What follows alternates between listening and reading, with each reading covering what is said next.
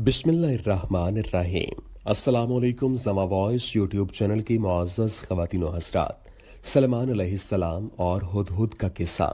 नाज़रीन ग्रामी, सैयदना सुलेमान अलैहिस्सलाम के लश्कर जर्रार में हुदहुद की ड्यूटी एक इंजीनियर की सी थी।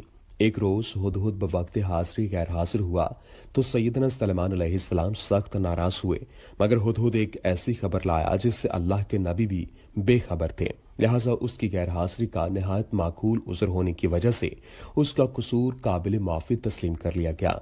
सूरह नमल में इरशाद बारी ताला है, और उसने परिंदों का जायजा लिया तो कहा, मुझे क्या है कि मैं फलां हुदहुद को नहीं देख रहा, या वो गायब होने वालों से है। यकीनन मैं उसे जरूर सजा दूंगा, बहुत सख्त सजा, या मैं जरूर ही उसे ज़िबा कर दूंगा, या वो जरूर ही मेरे पास कोई वासित दलील लेकर आएगा।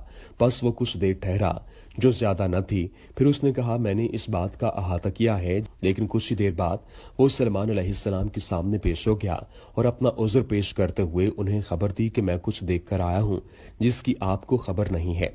मैं यमन के शहर सबा, जो अब मारब कहलाता है, उसकी एक बिल्कुल सच्ची खबर लेकर आया हूँ। मैंने वहां एक औरत को देखा है जो हुक्मरान है और जिसे अल्लाह ने हर साजो सामान और असबाबो सरवत से नवाजा है। उसका एक बहुत अजीम तख्त शाही है जिस पर बैठकर वो हुकूमत करती है। हुदहुद ने कहा कि मैंने उसे और उसकी कौम को अल्लाह के सिवा आफताब को सजदा करते देखा है। शैतान ने उनके इन शिरकिया अमाल को उनकी निगाहों में खूबसूरत बना दिया है और उन्हें राह हक के इत्तिबा से रोक दिया है, इसलिए वो लोग भटक गए हैं।